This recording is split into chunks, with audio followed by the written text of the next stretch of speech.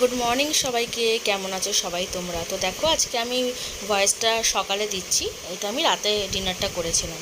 তো ডিনারে আমার ছিল ভেজ ফ্রাইড রাইস আর চিকেন কষা আর একটা পেঁয়াজ ছিল। তো আমি খুব ভালো খেলাম। তোমাদের যদি ভালো লেগে থাকে তো একটা লাইক কমেন্ট শেয়ার করে দিও। আর আমার চ্যানেলে যারা নতুন বন্ধুরা আছো দেখছো, তারা কিন্তু আমার চ্যানেলটাকে একটু সাবস্ক্রাইব করে দিও। যদি ভালো লাগে তো অবশ্যই সাবস্ক্রাইব করো। তো চলো আমার ফুডটাকে এনজয় করো। টাটা।